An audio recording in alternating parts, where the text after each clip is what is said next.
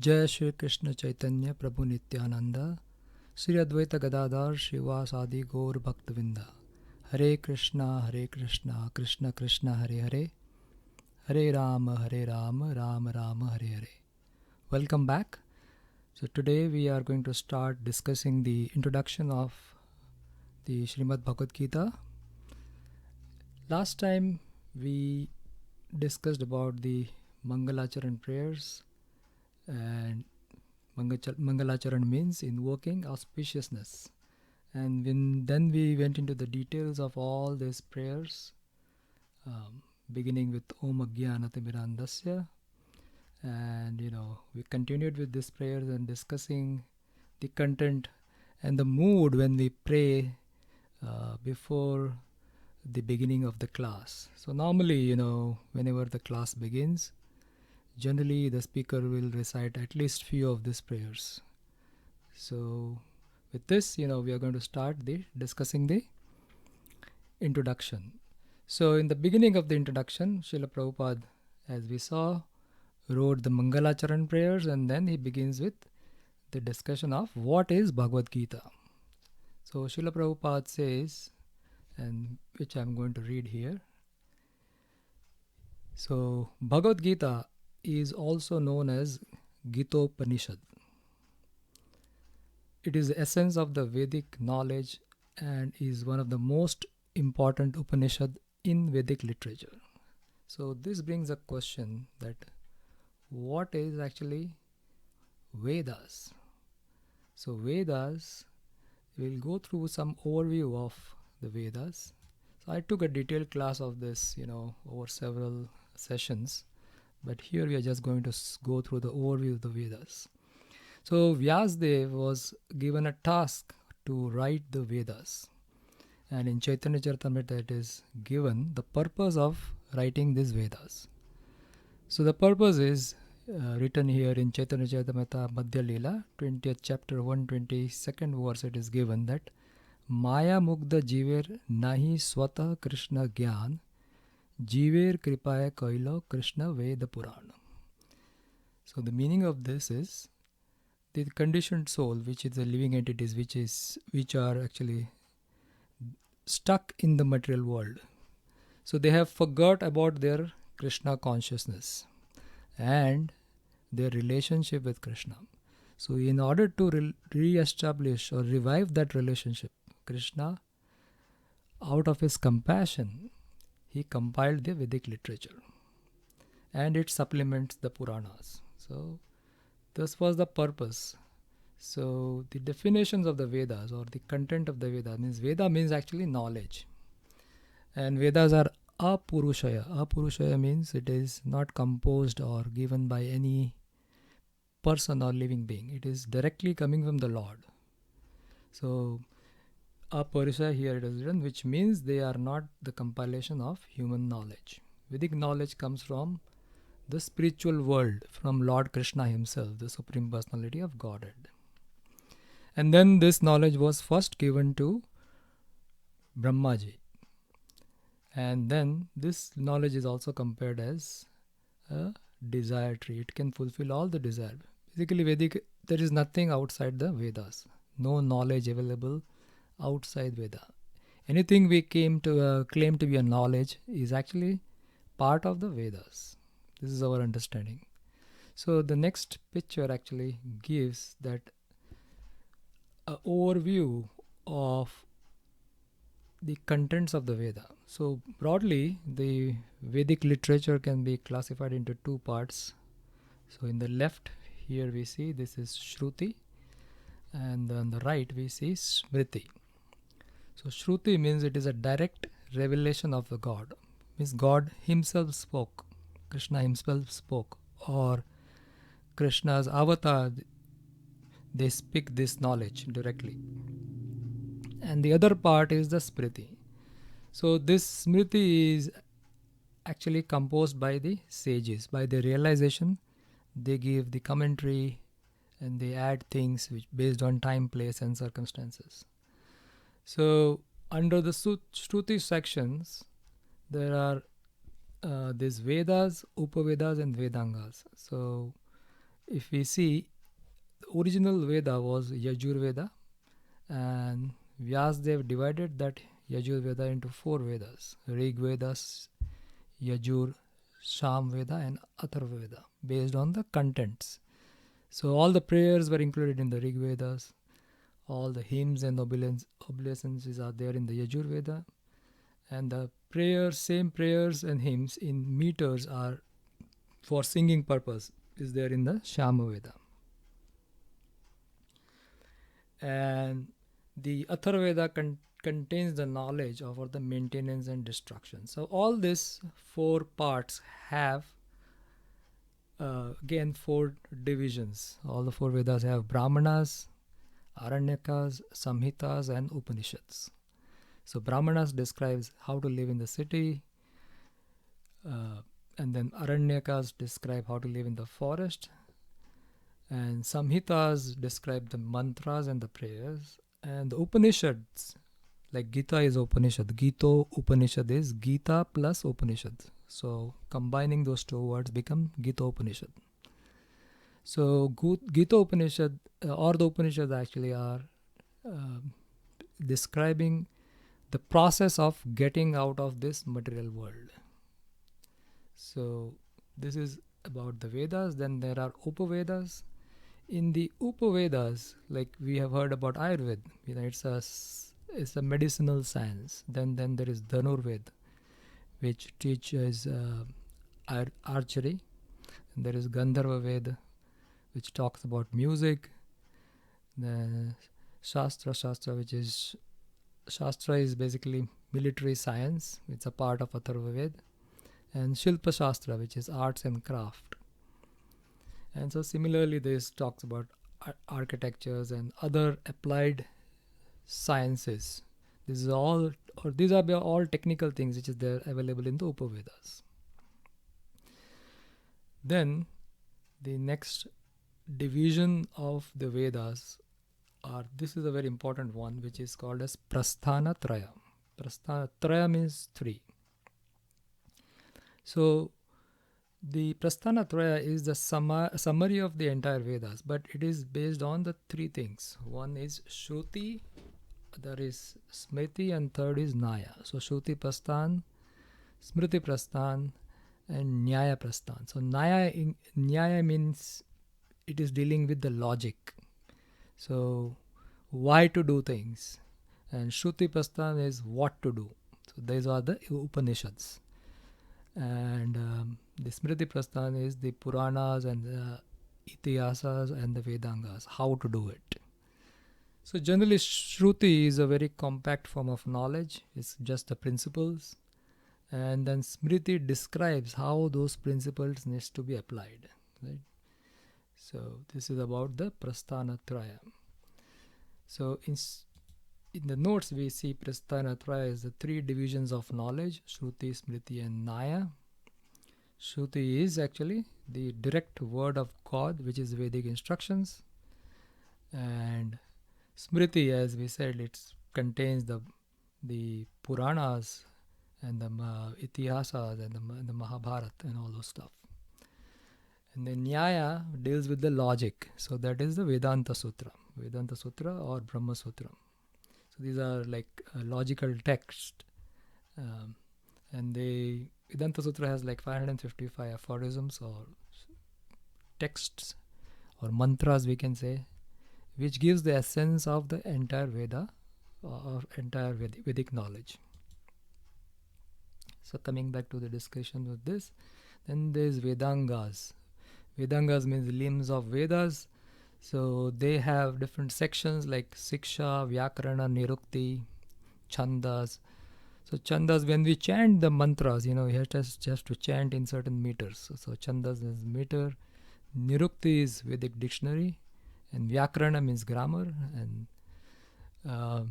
Siksha is actually the phonetic science, and Jyotish Shastra, this also comes under Vedanga, which is the time science, and Kalpa, which gives the rituals. So there are so many things we can see. Veda gives the entire set of things.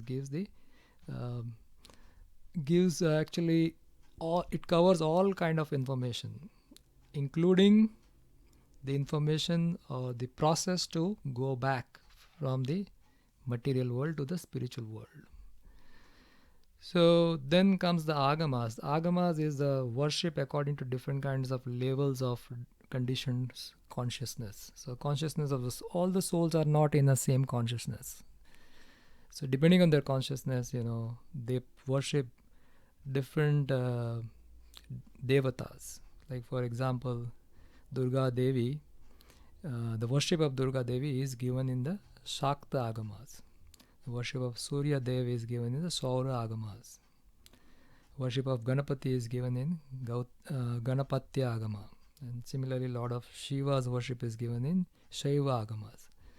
And worship of Lord Vishnu, who is the ultimate source, is given in the Vaikhanasa Agama. So, another way the Veda can be divided is Karma Kanda, Jnana Kanda, and Upasana Kanda. Karma Kanda is a process which is explaining the demigod worship, and this process is somebody follows who wants to do demigod worship has to follow the process given in the Karma Kanda sections.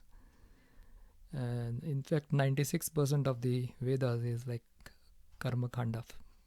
And then Jnana Kanda is talking about realizing the absolute truth, the impersonal feature of the Lord. We're going to discuss all this, the different features of the Lord, how we can realize the Lord, which is given in Bhagavatam. Vadanti tat tattva vidas tattvam yad jnanam advayam brahmeti paramati iti bhagwan iti sabdate. So Bhagwan or Krishna can be realized in three different ways: as a Brahman, Paramatma, or Bhagavan. So Krishna, who is from Vrindavan, is actually Bhagavan. He is a Bhagavan feature of the Lord. And we are going to study in details as we progress through Bhagavad Gita. So the Jnana Kanda section deals with the process to realize Krishna's impersonal feature.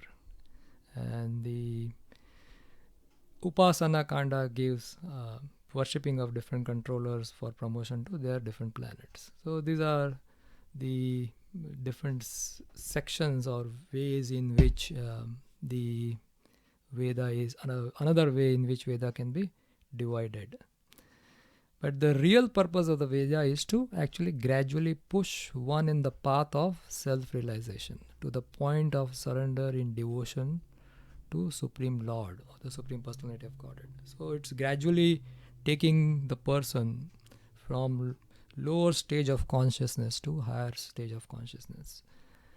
And the Upanishads, which is we are currently studying, Gita is Gitopanisad. So Upanishads means receiving knowledge while, literally this is the meaning, is receiving knowledge while sitting near a teacher. And as I said yesterday, the best way to learn Bhagavad Gita is from a teacher up, with a personal interaction. Like, I'm in favor of learning the Shastras in person, because there you can ask questions. If you have doubts, you can ask questions. So when we were actually, after our first initiation, when we got initiated, myself and my wife, then our Guru Maharaj, his first request or instruction, we can say, was to study Srimad Bhagavad Gita detailed. So he gave me various options. You study online or study through a person, and we chose to study under a teacher. So Maharaj made an arrangement with Radha Krishna Prabhu, who taught us Bhakti Shastri. So Bhakti Shastri course, which we went to, which we studied under him for many, many years, and we are still studying. Every year he comes here to Seattle for a month, and he stays, and then every day we have classes. So we learn from him, and he has been so compassionate on all of us that every year he makes sure that he comes here, spends times with us, and he discusses the Shastras with us, and then we get an opportunity to ask questions, and practical questions. It's not just the Shastra, but the practical questions. So we are very grateful to His Grace Radha Krishna Prabhu. The devotees of Seattle he has spent a lot of time with all of us. Last 13-14 years he has been coming and teaching us Shastras. So this is the best way of learning, under a teacher. But if that is not a possibility, then we can learn through online, like what we are doing here. We are trying to study systematically online through YouTube or whatever other possible ways.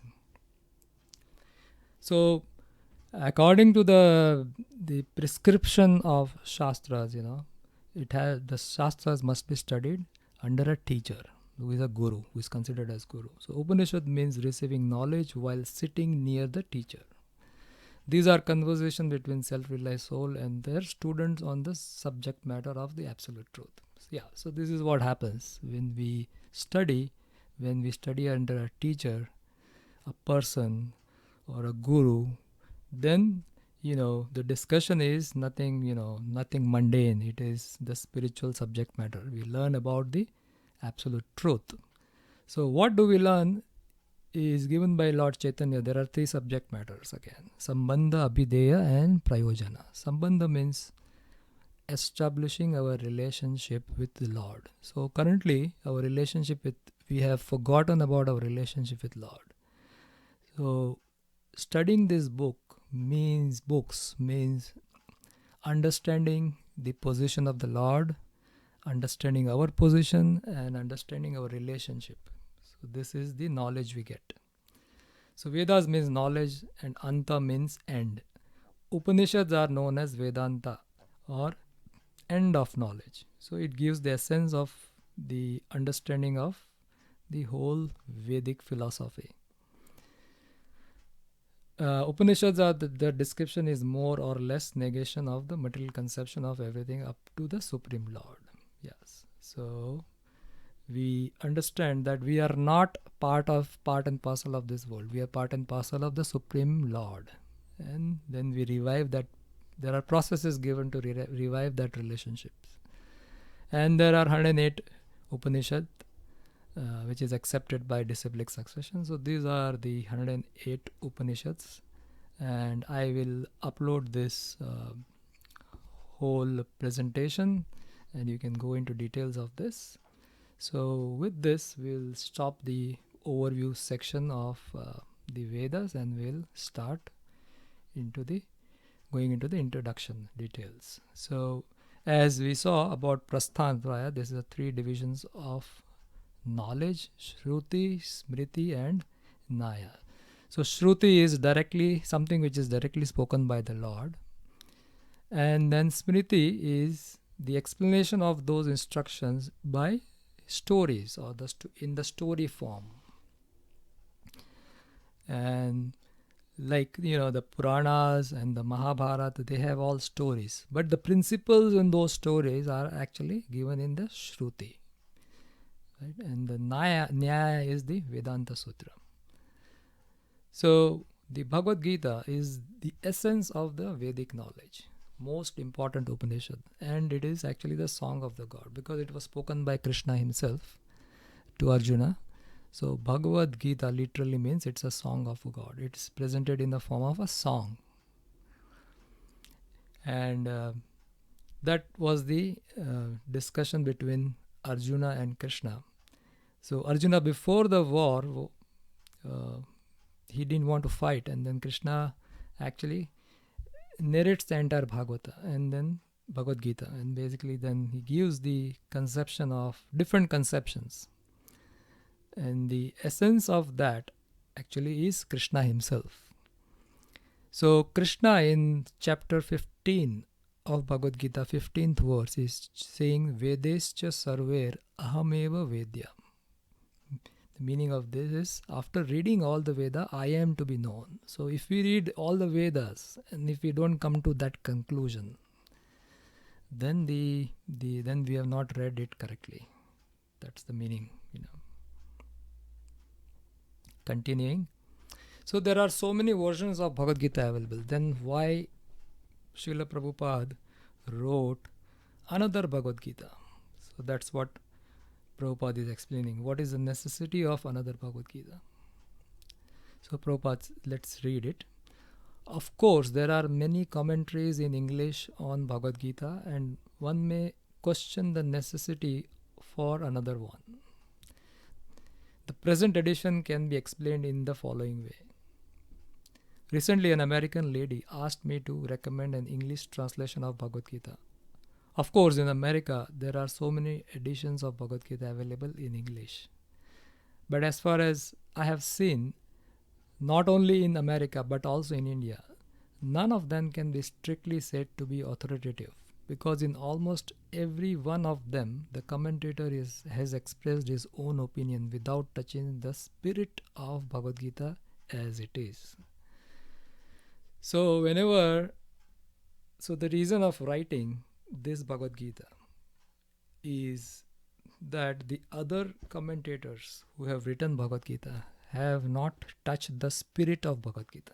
So the spirit of Bhagavad Gita will be explained in the next paragraph. So they have not touched the spirit, and that's why Prabhupada has to write this particular Bhagavad Gita as it is. So what is that spirit, or how should we understand Bhagavad Gita? That is the principle. So that is the spirit of Bhagavad Gita is discussed here. What is the spirit of Bhagavad Gita? The spirit of Bhagavad Gita is mentioned in Bhagavad Gita itself. It's just like this. If we want to take a particular medicine, then we have to follow the direction written on the label. Right? So we cannot take the medicine according to our own whim or the direction of a friend. It must be according to the direction on the label or the direction given by the physician. Similarly, Bhagavad Gita should be taken or accepted as it is directed by the speaker himself.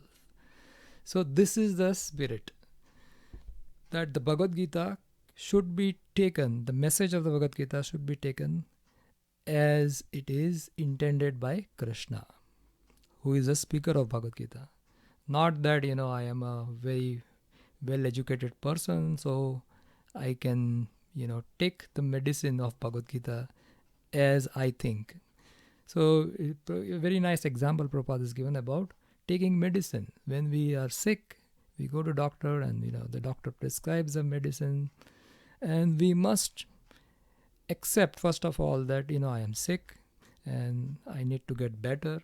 So I must follow the instruction of the doctor or the analysis which is done by the doctor. So here the Krishna, being the doctor, he analyzed the situation of this material world and the problem we have, and he has prescribed the solution in Bhagavad Gita. So we must take the Bhagavad Gita as the prescription which is given by the physician, who is Lord Krishna himself. Okay. So that is the vital principle of Bhagavad Gita. It has to be taken as per the direction given by the Lord himself.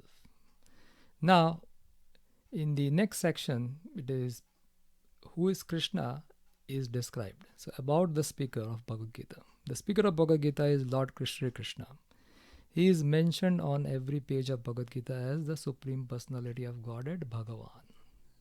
So this is a very, very important concept, that Krishna declares himself as the Supreme Personality of Godhead, or Bhagavan. So let's try to understand the meaning of Bhagavan. So we have heard in Hindi or in Sanskrit, we have heard different words like Vidyavan, Dhanvan. So what those words means? Dhanvan means one who has lot of dhan. So dhan plus one is Dhanvan. Vidya plus one is Vidyavan. Van means possessor, and the prefix of that word van, whatever it is, that's the thing they possess. So somebody who has vidya, who possesses vidya, is Vidyavan. Somebody who has a lot of wealth is Dhanvan. Dhana is wealth. So similarly here, Bhaga, somebody who has Bhaga, who possesses Bhaga, is a Bhagavan. So what is Bhaga means? So Bhaga, according to um, the Parashar Muni, who is a father of Vyasdev, he has given this definition in Vishnu Puran. So Parashar Muni gives the definition is Bhaga means opulences. So one who is full in 6 opulences. So what are these 6 opulences? So let's read the verse. Aishwaryasya samagrasya viryasya yasasya shriya jnana vairagyaschaiva sannam bhaga itingana. So one who possesses in full these 6 opulences. What are these 6 opulences? One who is full in strength, one who is full in fame, full in wealth, full in knowledge, full in beauty, and full in renunciation is Bhagavan, or the Supreme Personality of Godhead. So then he has given a lot of references from various scriptures and described that. We are not going to go into these details. We will discuss this more and more as we proceed in Bhagavad Gita. But to understand in short that, Krishna possesses all this, whether strength, whether beauty, whether wealth or knowledge, renunciation, Krishna possesses all these things in full. So that is the meaning of Bhagavan. Of course, the meaning of Bhagavan is given here.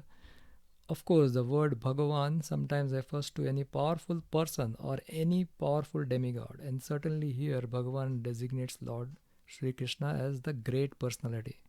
But at the same time, we should know that Lord Sri Krishna is the Supreme Personality of Godhead. So, discussing, so Prabhupada is saying that, somebody else can be also referred as Bhagavan. But here, Lord Krishna is the supreme most. Among all the Bhagavan, he is the topmost. And this is also confirmed by various acharyas and various scriptures. It's not only Krishna saying that, but various acharyas have confirmed. So that's the next paragraph. Confirmation by acharyas and scriptures. As it is confirmed by great acharyas or spiritual masters like Shankaracharya, Ramanujacharya, Madhavacharya, Nimbarka Swami, Sri Chaitanya Mahaprabhu, and many other authorities of Vedic knowledge in India. So they have all confirmed that Lord Sri Krishna is the Supreme Personality of Godhead. And the Lord also establishes himself as the Supreme Personality of Godhead in Bhagavad Gita. Krishna says in many, many places, he's saying that. But when in particular he's saying, Mattaha parataram na anya krinchidasti dhananjaya. There is no truth superior to me. Krishna says that. Right? And he is accepted as such in Brahma Samhita, which is spoken by Lord Brahma himself, and all Puranas, especially in Srimad Bhagavatam, known as the Bhagavad Purana. Krishnastu Bhagavan Swayam. So, in various scriptures as well as by various acharyas, this fact has been established that Krishna is the Supreme Personality of Godhead. So with this, we will stop today's discussion and we'll continue further in the next class. Srila Prabhupada ki jai. Gaur Premanande Haribol.